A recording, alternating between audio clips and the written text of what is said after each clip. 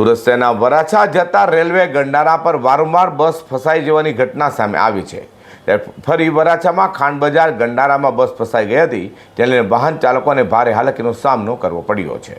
સુરતના સૂર્યપુર ગરનાળા પાસે ઊંચાઈના વાહનો ફસાવાની ઘટના વારંવાર સામે આવે છે। સ્ટેશન વિસ્તારથી વરાછા તરફ જવાના રસ્તાના રોજના લાખોની સંખ્યામાં વાહન ચાલકો ગરનાળો ઉપયોગ કરે છે। ગરનાળા નજીક નીચેથી પસાર થતા વાહનોની ઊંચાઈ વધુ હોય તો લોખંડની ગટર પાસે વાહન ફસાઈ જાય છે।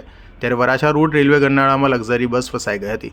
વરાછા રોડ રેલવે ગરનાળા નીચે ખાનગી બસો સહિત વધુ ઊંચાઈ ધરાવતા વાહનો પર પ્રવેશ પર પ્રતિબંધ છે અને રેલવે અને મનપા તંત્ર દ્વારા ગરનાળાની બંને બાજુએ લોખંડની મોટી ગટારો મૂકવામાં આવી છે। જોકે તેને અવગણી લક્ઝરી બસનો ચાલક વરાછા રોડથી સુરત રેલવે સ્ટેશન પર આવી રહ્યો હતો। ખાનગી લક્ઝરી બસ ગટર નીચે ફસાઈ ગઈ હતી, જેથી બસ ફસાતા વરાછા રોડથી રેલવે સ્ટેશન આવવાનો ટ્રાફિક જામ થઈ ગયો હતો। તો ફાયર બ્રિગેડ અને પોલીસની ક્રેનની મદદથી લક્ઝરી બસને બહાર કાઢવામાં આવી હતી। બીજી તરફ 45 થી 50 જેટલા મુસાફરો લક્ઝરી બસમાં હોય, જો કે કોઈને ઈજા જાનહાની થઈ ન હતી। Bureau report G20 news.